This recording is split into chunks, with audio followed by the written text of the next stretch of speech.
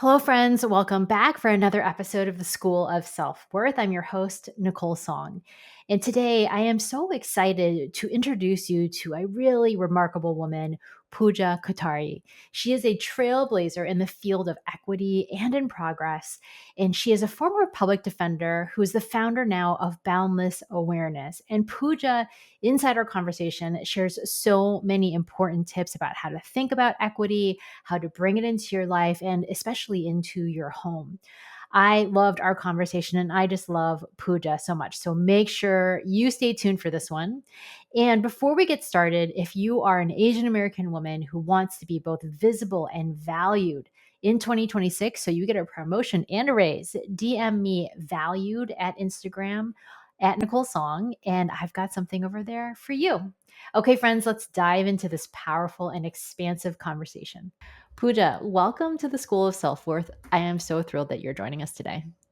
Oh, thank you so much, Nicole. I love talking to you. So I love I'm so talking to happy to you be here. too. I know I had the great honor of being on a LinkedIn Live with Pooja a few weeks back talking about equity. And I just was like, I love the conversation so much. I wanted to have you come here into the School of Self Worth Nice. and really share your journey and the conversation that I think will have a really powerful one around self worth, equity, how it is specific for Asian American women in particular. But Mm. before we get into all of that, I would love to hear from you first, just like a little bit of your journey into how you got to the place you are today doing equity work, and then how self worth also played into that for you as well. Oh So, my gosh. big question, I Yes. know, to begin. Big question, rich history. And thank you so much for asking that question. Um, I- as a kid, I always knew I wanted to do human rights work. But Mm, as I grew and went through my education, there's just so many avenues to jump in that area. And after I did my master's in international relations and really started to understand all the different levels of human rights work that there are, I realized that I needed to be in law school. So after law school, I became a public defender, which was my dream since it's the reason I went to law school. Um, and thinking about what human rights work meant to me at that time of my life, liberty was the most was a human right that meant the most to me. I mean, there's all sorts of human rights. There's healthcare, there's housing, um, there's making sure that children stay in their families and aren't unnecessarily taken away from their parents. There's all sorts of there's disability work, there's all sorts of human rights work, and but liberty meant so much to me. And so protecting people from the state taking their liberty away without due process was crucial for me. I really felt it. And so becoming a public defender with the Legal Aid Society criminal defense practice in Brooklyn, where I live, was really an honor of my life. Um, and I still consider myself a public defender, even though I'm not practicing anymore. So I did that work for about 7 years, which means your clients are people who live below the federal poverty guidelines. They are targeted and arrested by the police. For me, it was the NYPD in New York City, and it's a racist, classist, misogynist, transphobic, and ableist system. And so you see people, uh, you, all your clients are only people with marginalized identities, mm, mainly Black and Brown, undocumented, disabled, um, and of course, low income people. And when you see that day after day, if you're not careful of your own uh, your own ability to oppress other people, you inevitably will do it. Even mm. if you believe, I'm doing the right work, I'm protecting the most vulnerable people, you inevitably will oppress others. And so, as I went through, I was there for about 7 years, and as I went through my first year, I saw that, I just had this thought that, like, if I enter the courtroom every day, because you're in court every day, all day almost, and all you see is Black and Brown individuals sitting in the gallery, and all you see are your clients as Black and Brown individuals, how are you not going to absorb that racism? That's not normal. Everybody participates or commits in crime at the same level. It is not like a racially different thing. It's who's targeted. And so if you're not seeing like the whole population of New York represented in the courtroom and you're only seeing people of color, you inevitably will make that link of crime and people of color. And it is Mm. a racist thought, and you will, if you do not interrupt it, you will act on that racism while thinking you're actually doing good work. It's a very dangerous situation, because that racism and all sorts of that transphobia, the ableism, the classism, the misogyny, I like to say, we inhale and then we exhale it. And there's no way that you will inhale this oppression and not inevitably exhale it. So did you So find, like, even as a defender then, that you actually were doing it, like, that was happening to you then more than you had thought previous to going into that body of work? absolutely. I mean, I'm Okay. sure my racism and ableism and all of these oppressive beliefs that I had were there before I started my job. But Yeah. once you become aware of it, and then you think back to the clients that you represented before you were aware, you start to understand. I don't think I asked enough questions to Mm. XYZ client. I don't think I did an investigation that was as thorough as I could have.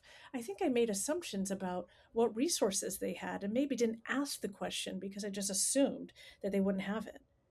Mm. And then you're not doing right by your client, and then you're not a good lawyer if you're acting on bias that you don't realize. So if I have racist beliefs or I have classist beliefs, and well, I mean, I do. It's not if I do. I do, and I'm not aware of them. Then I'm going to assume that my client can't do something, or I'm going to assume my client did do something, and I'm going to assume a negative, and therefore I'm not going to do the proper lawyering that I should do, and I Mhm. can't argue properly for my client because I'm unconsciously not giving them the benefit of the doubt. So let's say I have a classist belief that, oh, my client doesn't have a job. Let's just say I make that assumption. I don't challenge it. Then I can't tell the judge the work that they do because maybe they do have a full-time job and they are like centered in the community and they have a huge support system. And if I didn't ask those questions, then I can't brag to the judge. Judge, please let my client back out into the community. Don't set bail. Don't put him or don't put them. Don't incarcerate them.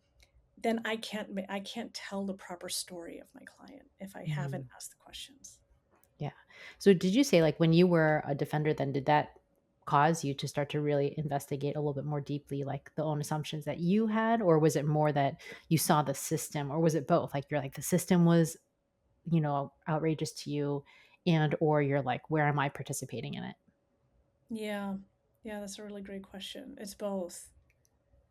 You can see the system so clearly as a when you go into the court. I always say like to everybody, just go into your local criminal court because like anyone can go into the court. It's Mhm. all public, and just watch for a day, and you'll understand the ugly nature of our system. But doing that deep work takes years. Yeah. Uh, and so, yes, I started with myself and I started questioning everything. And, the regret you feel of not having questioned yourself before, the guilt you feel, you have to process all of that to get Mhm. to the other side and say, yes, and now it's very easy for me to say, like, all the things I did wrong. But of course, you feel that guilt and shame up front. Now, of course I have regret, but I don't let that stop me from telling these stories and showing that just because I teach this stuff in the work that I do now at Boundless Awareness doesn't mean that I don't participate in it. Of course I do. I mean, like I said, we're all inhaling it, we're all exhaling it. I just want to Yeah. share with people, other tips and skills to build so that you do it less. Yeah. I mean, there's so many things that you're sharing that I'm like, "Oh, I have questions and thoughts and all of these pieces of it." Well, because I don't think you knew this, but I used to be a journalist and I covered courts. So I covered federal courts at times, and I also did, like, you just end up in court all the time as a reporter breaking news. People are Sure. arrested, you happen. So, like, I used to also experience that all the time too. And it was interesting because I worked in Anchorage for a period, and so, like, that was like there was often a lot of indigenous people in the Mm, court in the criminal system there. And then if you go to like a big city, then you see more black, brown, and other, as well. And so it's interesting though, because I think like back in that era when I was in my 20s, like I wasn't really very deeply immersed in this work or thinking about it that way.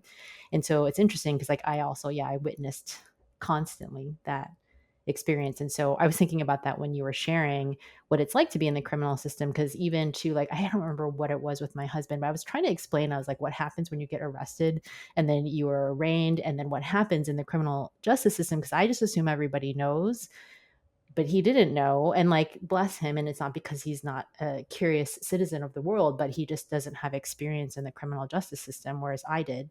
And then as you Mhm. know, and some of the listeners know, like I was the chair of yoga behind bars for Right. several years on their board, and then I also experienced behind bars what it's like, which is actually really significantly different from the criminal justice system. Like to me they're kind of two Yeah, different problematic systems. And definitely. so, yeah, and so as you're talking about it, I just realized too, but then, I have been out of these things for many years, and how easy it is, like you said, for us to just go back to that way of like, racism is all around us. And then we can pretend or like be like, oh, like that's why we have the criminal justice system. Cause we can be like, oh, we're just going to put them over there.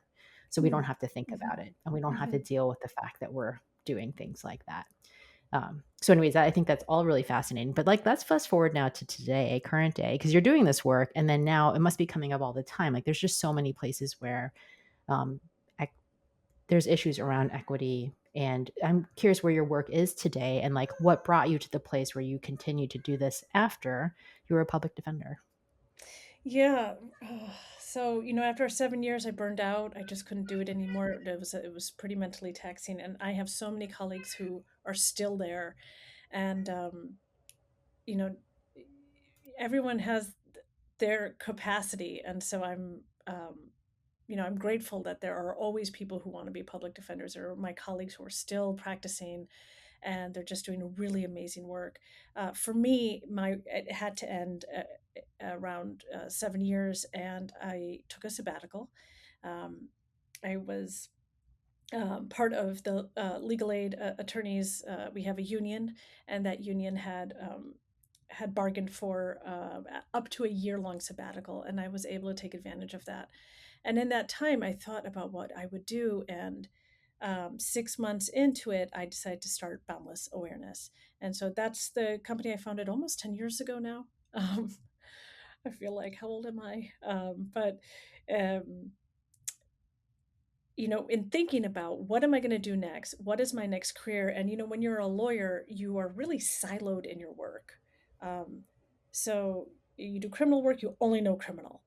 It's not like, like you have to get that other experience uh, proactively. You don't just get it automatically. So I thought, well, I've been doing anti oppression work at Legal Aid for as long as I've been there. I've done a lot of deep work on myself, and then I reached out and started doing work with my colleagues. I wrote scripts, I got people, trainers in, I trained people myself, I gave talks. And I thought, I really like this work and I really love teaching and education. So I took a bunch of courses in facilitation, education, pedagogy, and when I started Boundless Awareness, I was committed to creating, through the pedagogy I learned, I used the experiential learning cycle, which is a Freirean, Paulo Freire, Freirean pedagogy that really is an experiential way to bring people into the work. I knew I wanted to be lighthearted, use humor, be compassionate, and I also wanted it to be deeply experiential because this you can't just learn it in a lecture. And so for 10 years now, I've been building my own exercises. I facilitate my own curriculum. I've been to, multinational corporations and very, very large universities, nonprofits, tiny colleges. And I just love, raising people's curiosity.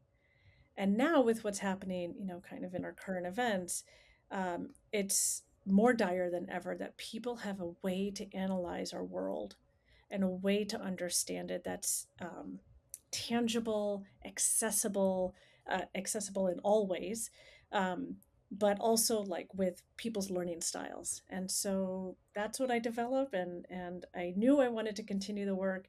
So the human rights aspect of what I wanted to do has now morphed into this way of bringing the understanding of how to analyze, like, why are we here? What does our society mean? How do we get here? Teaching people history and doing it in an interactive way, so that they don't forget it and that they can always access it. So fascinating. Well, I love the work that you're doing. And I mean, when you asked me to have the conversation, I think there's always that moment where we really were talking about like experiencing of inequity, how am I contributing to it? How can I counter it in my own communities, in my own world? And, it brought up a lot of questions for me. I'm like, okay, how do I participate in this? And I have actively thought about this for a while. And I feel like this is something that can be really challenging though, to like looking at within yourself where you're like, okay, where am I contributing to this? And then where are the places where I'm countering it? And how can I find that balance for myself? And I'm curious because I feel like, I work specifically with Asian American women, what can come up for us around it? Because I think oftentimes when you are Asian, you can feel kind of pulled in terms of like it's easier, I feel like, for Asian Americans and other people of color to be accepted into white spaces. And then that can come the challenge of like, wait, what's happening here? Because I actually am not a white person, I am a person of color. And that I kind of think of it as this tension that happens a lot. And I'm curious about what history is behind that, the experience of it, and like what we can do specifically to be more supportive of, dismantling racism, classism, all of the things you've Mm. spoken about in general. Yeah. Yeah, um, I'm sure you have so much experience in this also, especially with yoga behind bars. Is there's a like a I don't know if seesaw is the right way of like oppression and privilege. Um, it's I think really easy for everybody to access ways that they have been oppressed. The negative experiences that we go through, our brain is just wired to remember them. And the positive ones, it's like the saying, like, 9 out of 10 things you experience could be positive, but you remember the one negative thing. Um, and, our brains are just wired that way. So it takes a lot of practice to, really have gratitude and understand, in this specific conversation, our privilege. So, when I talk to people, I'm sure when you talk to your clients, it's really easy for us to say, I'm being oppressed in this way, I'm being discriminated in this way, I'm being highlighted negatively in this way. Um, for me, people can never say my name. There's many ways that all sorts of people pronounce it. Pooja is literally one of the most common names of Hindu people in India and around the world. It is. I have like several cousins named Pooja. It is like the Susan of Hindu people, and it's a Hindu name. Um, India has many religions, and so I just want to be specific on that. And yet people here are like, oh my gosh, I know another Pooja, and it's like, yeah, of course, because it's like, so, of course you do. Or people who anglicize, like my parents both anglicized their names. um, in the 70s when they came here, and people still can't pronounce their names. And then of course many other Asian Americans anglicize or take on an English, or I guess an American, I'm not sure how you would say it, but like an Americanized name. So they have their name that their parents gave them, and then they take on an American name. Um, or they just are named an American name. And so there's all of these ways we are trying to like put this square peg in a, or you know what I'm saying, in a hole that doesn't fit that square peg, and we're just trying to fit in. Maybe if we become that professional, and maybe if we earn enough money, and maybe if we change our name, and maybe if we adopt that religion, and maybe one day they'll just accept us. Mm. And over time, um, this is why it's kind of a seesaw. You feel that oppression of like, I'm still looked at as different, and there's literally nothing I can do about it, even though I have permanently done all of these things. I've passed down a different religion to my kids, I've named my kids different names, more Americanized names. And at the same time, we have, this the whiteness, the white supremacy model minority myth, which amplifies Asians, not all, because there Mhm. are many Asians, South Asians, East Asians, Southeast Asians, in this country, um, in the United States, who, are living below the poverty line, and they are completely invisible. So this model minority myth only, you know, um, applies to Asians who really came during the opening of the borders from 1965 to, the late 70s, where, you basically kind of walked into this country and got your citizenship. And that was all intentional. It was a brain drain from other countries. I mean, it was all over the world, but it would prioritize certain countries. So a lot of Asian countries, South Asian, Southeast Asian, East Asian countries. Um, and that's why people say, "Oh, I had somebody say to me, 'I love how you Indians are all so smart.'" And I was like, "What? What kind of, like, I can't Right. believe someone can even say that." And someone might say, "But that's such a positive thing." Oh, they think Right. your people, I mean, it's so messed up in so many ways, are smart, but, there's a 1.3 billion of us in India, and are you gonna say, like, "What are you talking about?" Hmm. So, um, that, like, confirmation bias that happens is because of that Immigration Act, from 1965, those 15 years, where it was so easy for professionals to come, that white people, when they met people of color, South Asian and other Asian people, were like, "Gosh, all the Asians I'm meeting are professionals. They're in business, they're doctors, they're engineers." Um, so um, the myth and the kind of the white supremacy part of that myth, and the reason it's not positive, is that it, intentionally positions us between. So white will always be on top, and by on top, what I mean is given the benefit of the doubt, given the opportunities, have the safety, being seen as the authority. So white will always have those benefits. Um, and then it makes this ladder, this hierarchy, which is why we feel like, "Oh gosh, why can't people say my name?" So you're never seen as white. And then who's, white people see, and I'm not saying, all white people, but the white supremacy structure, I'm not talking about individuals, sees white people at the top and black people at the bottom. And in order to maintain that hierarchy, which has existed for hundreds and hundreds of years, you bring in Asians as a wedge. And now, in order for Asians who are still discriminated against, I mean, there's all of these Supreme Court cases that, of course, like, I can't think of right now, but the Chinese Exclusion Act and the Japanese internment cases, and there's been horrific violence against Asians in this country. But now that it's used as a wedge, so that there is no solidarity in that oppression. So Asians and black people, and, other, non-white, other people of color, indigenous and other people of color, can never get that solidarity, because if you tell Asians, "Well, you're special," I mean, you're not white, and you're never going to reach our whiteness, but you're special. You're in the middle of the hierarchy. So you should be thankful that you have all of this power, resources, capital, land, whatever you've been able to access, and just be happy as individuals. And that stops us from mobilizing and organizing with other people of color to stop the white supremacy. And it's been so successful because we believe, like, "Oh my gosh, maybe I am special." Mm. Just because of my skin color, just because of where my heritage, wherever I come from. And that's inherently, that's racism.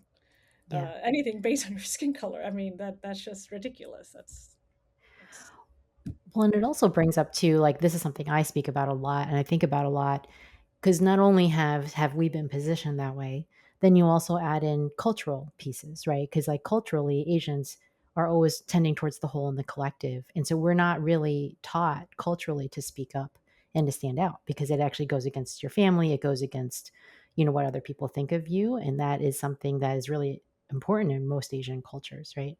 And so now you're kind of like it's sort of like this perfect storm of don't speak out, don't be different, don't do anything that might damage like the general, like your family in the whole. And then you're being positioned also to like being like, oh, well, you're special right here. But then I think about too, like I work a lot with, women in corporate, and that's how you get stuck. Like you get stuck right in that middle place. Like you're very Mhm. successful on some accounts, but you're never really going to get to the top because you can't, because of both of these systems. And I work with them more on the personal one. Right. Yeah. And it's really important for us to understand there's like a larger one that also can be playing into your experience. Yes. Yes. It's so confounding because when you can and do speak up, then there is this expectation within the corporate sphere, like, oh, they're speaking up. Mhm. What does that mean? Aren't they supposed to have this stereotype of, quiet, don't rock the boat type of thing? So it's confounding, even when there's not just like one answer about it. You go in the path, and it's a whole other choose your own adventure of, where you can end up on that. Yeah. And I think, so many cultures have this. Of our cultures have this. When you say the collective, in Hindi and Urdu, we say "log kya kahenge," which is what will people think or what will people say. Mhm. And it is like it is so, I can't even, it's just the programmed into our mind. But what will people say? It is just so Mhm. powerful that it'll just stop you in your tracks. If you're trying to be an individual, it'll Yeah. just stop. It is so powerful of a phrase, going to that, and it can be so destructive. Yeah, I mean, I think that's a big thing. I always think about there's a reason, right, that the Asian cultures, and there's so many reasons and backgrounds and histories that that collective is the priority. And then you're in America, which so it's like stand up, be loud, be the individual. Like we're such a highly individualist society. And so it's just an interesting tension, I feel like all the time. And I always feel like, I don't ever want people to feel helpless about this. So we'll talk about like ways to address it. But I'm curious for like, I think it's important for us to understand sometimes what we're feeling is all of these tensions of like all of these different systems that are at play in our world. And then, how are we supposed to, step into our own power and really find a way and a pathway forward. And so I'm curious for you then, what do you think about when it comes to like equity and then also these systems? How can people start to address for themselves to feel like I'm not at the mercy of this? Because that's important to me personally. And then Mhm. also to, I think, the women that I work with, it's like, how can we feel like I'm not just letting some other larger system, have control over my life and feeling helpless in the face of things. And I think in particular in the news, there's just so much happening out there. It can feel very easy to be like, oh, I can't do anything. Like I'm stuck, the world is falling apart. Like that is very easy to feel like, right? So what do you think about for yourself or for people you work with? Like how do we start to make movement and steps forward with this? Mm. Yeah. Um, I think the first step is to be able to analyze how the system, how systems of power are acting on everybody all the time, Mm, every day, um, and to be able to distinguish, um, systemic power and behavior and decisions that are made from the individual level. And sometimes they're intertwined. But when you start looking at it, it's easier to kind of parse out what is an individual's behavior or decision, and what is the systemic pressures that might be on that. Um, and so I think the analysis is to be able to step back and parse out our society as for what it is. And then the second thing I think is then to look at what are your values, and are you a person that makes decisions based on your values, like mainly, like the majority of the time you make decisions based on, okay, my core values are what? Honesty, integrity, transparency. These are the things I strive for every day in my relationship with in all of my relationships and friendships with my children, and then in my business, or like as a public defender with my clients, with my supervisors. Like, is that what drive? Are you a person where your values are driving your decisions? And a lot of people are, a lot of people aren't. So if you are, then I think the path is pretty easy. Then you just have to navigate what is meaningful and valuable to you. But if you're a person who definitely has values, but not necessarily every decision has that you make, or the majority of your decisions aren't going to be, if they're not aligned with their values, it's okay. And there's a lot of people who that's the way that they live their life. And in that case, you have still have to prioritize, like, how exactly are you going to be getting to your goals, and how exactly, like, what is it about your personality? So I would say it's like a more of a personality driven person that is going to respond to insults, threats, discriminatory decisions that might be made against you. How are you going to get to the position of power that you ultimately are looking for based on your personality? And then the third way is really evaluating, you know, how do I want to live this life? Do I want to live it as a values based person, or is it like, can it fluctuate? Because as a personality driven person, you might not feel the stability that, and I'm just going to take a guess, but I think you're a values driven person, and so am I. And we find a lot of stability in that, Mhm. because there really can't be too much variation. Um, so yeah, in facing all of these choices on equity, I think you got to see the world for what it is, be able to parse it out and understand how systems and power are working for us and against us, and then decide, are you values or personality based, or personality driven in your Yeah. decision making, and then decide what your goals are. Mm. It really is there. It's so there's such a variation, and I would love to hear of when you meet somebody who may not be as like values driven. Mhm. Um, what are the ways that you are able to talk to them about equity and fairness, and navigating the corporate landscape, and helping them out? Yeah. Well, I would say I'd take like a slightly different tack on what you were saying. How I think of it is, I always think of when I think of systemic oppression that their goal is to take away hope. Like they just want you to be despairing and they want you to Mhm. feel powerless. They want, like that's to me the general goal of anything like that. And so my job is always to find hope. And so that's how I think of it. It's like, how do I make a decision or a choice that makes me feel hope? It makes me feel like I'm supporting people. It makes me feel like I am, going against what those systems might want. So, like on a more practical level, like when I got married, I was like, okay, like how do I support people of color vendors when I get married? Or like within my business, how do I support vendors who are people of color? I had a baby. It's now last year. I had a baby last year, and like I think about, like I hired a doula who's black. I hired, like I joined a people of color families group. Like I'm always looking at like what brings me hope, and then and I guess that would probably be in your world, maybe values based choices. But I always think of like, am I making a choice that feels like it's going to bring hope in my life? It's going to give my family what will help us feel expansive.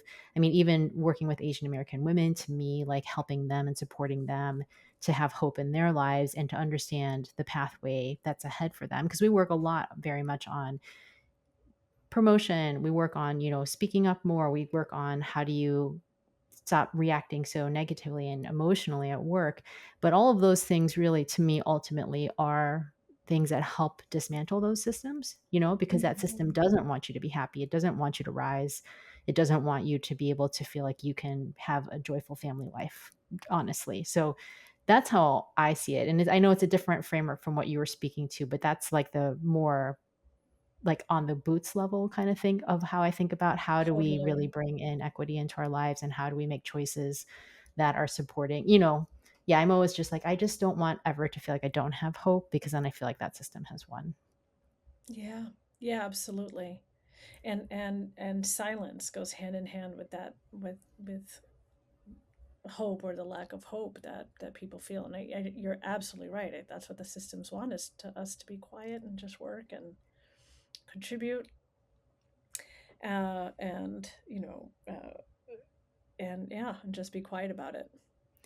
Yeah. And so yeah, like, so like you said, that the values, like I do think about my values a lot, and mine are faith, fun, joy, and service. And so it's like, how can I be actually integrity and service, but like, how can I be doing all of those things Yeah. in my life and then making decisions, like you said, from that place always. And then, and then how can that ripple out like with people around me? Mm. And then there's so many ways, right? Like I think that if you're not aware of it, like you said, because I live in a city in Seattle that's like pretty segregated, it's pretty white dominated. And so if you're not intentional, you can live in places that are not, diverse. And then also you have to watch out that if you're living in places that are diverse, are you part of that gentrification? And there's so many Yeah, there's so totally. many dials that you're kind of dealing with all the time. And then, with the families of color that I join, and we're actually kind of all spread out around the city, and we talk about that. And then how are we raising our children to be in places that are diverse? Because like my child is mixed race. So then what will that experience be like for him?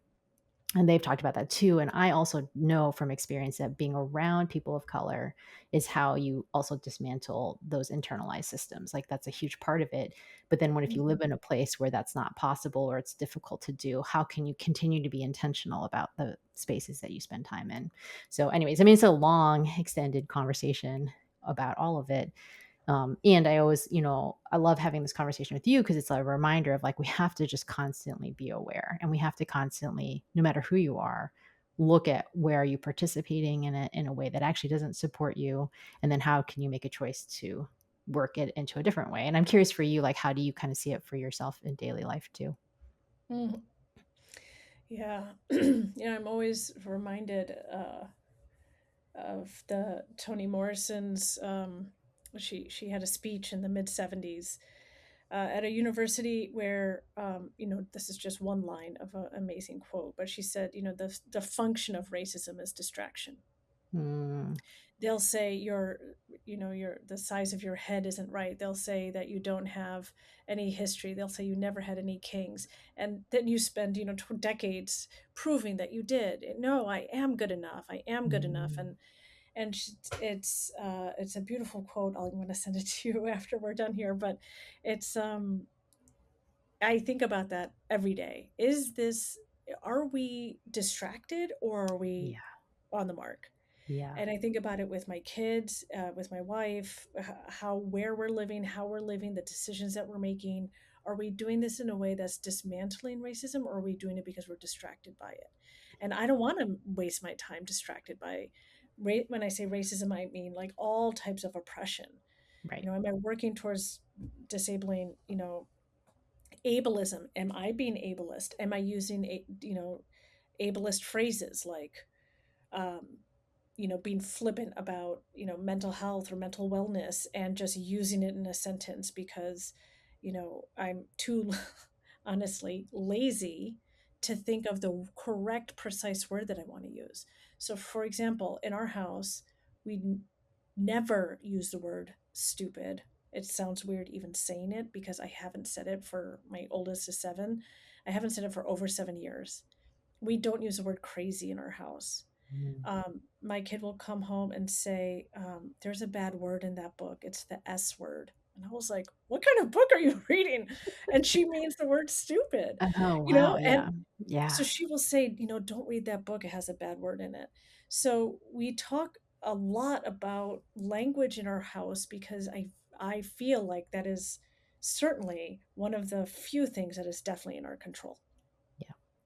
What words are we using, and are we uh, propping up these systems of oppression, or are we using our language to dismantle them slowly, and especially dismantling our internalized oppression? That being ableist is okay. It's not okay. It's not okay to use those phrases for me and my family. So I will, teach my kids how to look out for those words. Um, so anyway, that's just one example of like kind of daily decision making that we're on the lookout for. Well, what Um, you're saying about distraction feels like so key because I spend a lot of time with people being like, we really need to spend less time in social media, which we all know in theory. Like, we all know, mhm, like, spend less time scrolling, whatever. But to me, it's like because those things are there to distract you. And how do we stay totally. informed and yet not distracted? Right. So it's like, Mm, okay, because I don't actually think you need a lot of information to understand what's happening in the world. you can read the headlines, you can be like, okay, that's happening. But if you get into a rabbit hole, like that's when you're getting the distraction and the stress and all of these things, right? Whereas like to me, not being distracted is like what you're saying with what you do with your kids or voting or whatever it is. Like there's lots of different things you can do that are intentional Yeah. versus distracted. But that's a really powerful one. I hadn't heard it quite that way in the way that you framed it. I was like, oh yeah, Yeah. that's I'll exactly it. send it to you. I know. Mhm. Toni Morrison was Yeah, brilliant. I mean, Yeah, so I'll send brilliant, it to right? you. Yes. Yeah. Well, it's so powerful to just have I think the having these conversations to me, like, having conversations supporting people to understand and go more deeply into like where that's happening in their lives is just always really essential. And so I'm just honored to have this conversation with you, Pooja. And what would you say like for people who are like, okay, like what's that first step? Like what would be a next step for them of being like, I want to be a little bit more intentional. I want to see and go more deeply into the work you're talking about. What would you offer for them? There are many things. I'll come up with two. The first one is find someone who is curious, compassionate, non-judgmental. Like they can interrupt you if you're saying something biased, and it's easy for you to keep it moving and roll along and not get bogged down and feel bad. So find that person for you. For me, it's my wife. It's always been my wife, my partner, and you find that person and you learn with them. Mhm. The second thing is read things that you agree with and then challenge the assumptions of why you agree with it. Oh, Um, interesting. not don't we can all read things. There's plenty of things that we disagree with. Everyone can find something that they're like, oh, this doesn't align, but find the thing that you're like, yeah, I totally agree with this, and then look at the assumptions behind it. And and when you take the LSAT or you go to law school, you learn a lot about this word assumption. And in every sentence there is an assumption uh, baked into it. Mm, So um, let's say someone says, in sometime in the future, we're going to be living on Mars. There's a ton of assumptions behind there. Like, yeah, if we have the capacity to get there, if we have the fuel, if we have the power to get there, are we doing it with robots? Like, there's all of these assumptions packed into that sentence. And if you mhm, read a sentence, just be curious, like, what else assumption is something that you believe in order for that sentence to make sense. So, what do I have to believe in order for me to agree with this sentence? And that's you finding the assumption in the sentence and challenge that assumption. Why do I believe that one day we'll live on Mars? Why do I believe that we'll, at the rate that we're going, that we'll have a planet to live on before we get to Mars? I mean, mhm. that's another assumption in that sentence. So, who will be able to live there? Is it Yeah, the general population or is it the elites? Um, so, those are the two things. Find a friend who loves you and is willing to challenge you, and two, read something you agree with and challenge yourself and why you believe it. fascinating. I love that. Yeah, I love that. That's so good, Pooja. Well, it's time for our rapid fire questions. Are you ready for Okay. this? They're I they're am. very easy. They're very fun. Okay. What was the last thing that you watched on television Uh, or a God. streaming device, whatever it is yours? Uh, Voyager. Star Trek Voyager. Oh, you're a Star Trek fan. Yeah. I always aspired to actually be a Star Trek fan. My husband's a big Trekkie, but I have not watched a ton of it, but I hear it's so great. Oh gosh, if you want to like see the future, you just watch Star Trek. That's what I know. That's exactly it. One of my teachers is like, Star Trek has all the answers in there, so you It should really does. watch It's it. Yeah, beautiful. that's I'm awesome. so embarrassed right now. Don't be embarrassed. It's so fun. I love hearing what people are watching. Okay.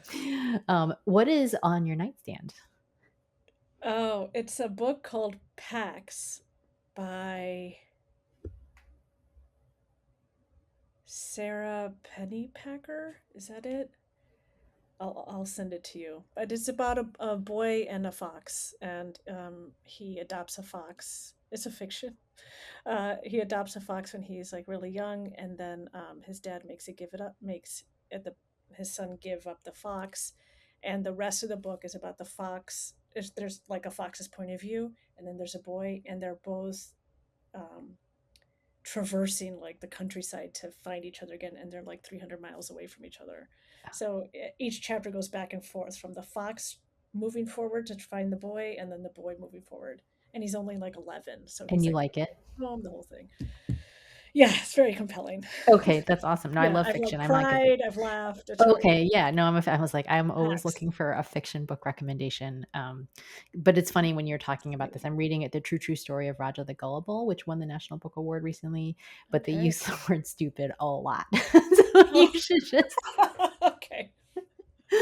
All right. like just if you read the book, which I actually am really enjoying, and it's about it's based in Beirut. It's just a really cool story, and it's about this gay man who lives there and his relationship with his mother. But he and his mother call each other stupid all the time. So if you read I that think I book, can just handle it. okay, Yes. just heads up, or don't show I'll it get to it your from the kids. library. Thank Yeah. you. Yes. Okay. Okay, amazing. All right, which is why I love asking what people. I love it when people have books on their nightstands and we can talk about what they're reading. And I really should probably have the question of like, what did you read last? Because I'm always curious what people are reading. Okay, and then the next question is, when is the last time you did something new, and what was it? I went sport climbing outside in Rumney, New Hampshire. Um, so that was new. I've done a lot of sport climbing indoors, like Mhm. lead climbing. So, you take the rope with you and you climb up. So I learned how to like put in anchors, which means, the things you're going to plug your rope into. So it's like a several step way of climbing. So it's not just climbing, but you have to like set up how you're going to advance each step. I don't know how to say it. Each move you make up the mountain, you're figuring out how am I going to get up there, and you're placing these bolts in the mountain. Anyway, so that I did that a few months ago. It was freezing, but it was wonderful. We camped and then we climbed. It was several days. It snowed. It was beautiful. So cool. Well, I think of climbing as like chess on the wall, right? Because you Yeah, have to kind of figure out every move. It's very taxing on the brain and physically taxing. So it's pretty cool. yeah, Yeah, love it. awesome. Okay, and last question is, what are your top three most used emojis on your phone? Oh, okay. It's the hug emoji. Do you Hmm. know that one? Yes, the little hand Um, hug one. Yeah, yeah. Let me look. Oh, I got all these stickers of my kids. Okay, it's a koala bear face. Oh yeah, that's a cute one. Um, and then it's a giraffe with the mouth bleeped out, so it's like Oh, the giraffe is swearing. It's that one. that's so Yeah. cute. I love it because sometimes people tell me, and then I actually start using those emojis because it's fun. I'm like, I didn't know about the giraffe. I should use the giraffe. That's fun. The koala face I just use to say hi to people. So instead of saying hi, I just send the koala. You saw a koala face. Oh, that's really Yeah. sweet. Like one time, someone told me about like the head melting emoji, which I like never really used. But then after she told me Yeah. about it, I started using it all the time. I was like, this is really appropriate for a lot of situations. I And love so, that one anyways, I too. love hearing what people are doing. Yeah. And the one that has the face like this. Yeah, like the Find little that eyes really squinting funny. out. So Yeah. cute. Well, Pooja, where can people find you if they want to hear more about your work or talk to you about having you come into like their nonprofit or their college or something? Yeah, yeah. Boundlessawareness.com. You can reach me directly at Pooja at boundlessawareness.com. Um, find me on LinkedIn. LinkedIn is the only social media platform that I truly use. So that's LinkedIn. You'll find me at Boundless Awareness on Okay. LinkedIn, or just my personal page on LinkedIn is Pooja Kothari. So yeah, LinkedIn, my website boundlessawareness.com, or just send me an email. Amazing. Well, thank you so much for all your wisdom and your gifts and sharing your knowledge with us today. I'm so grateful to have you here with us.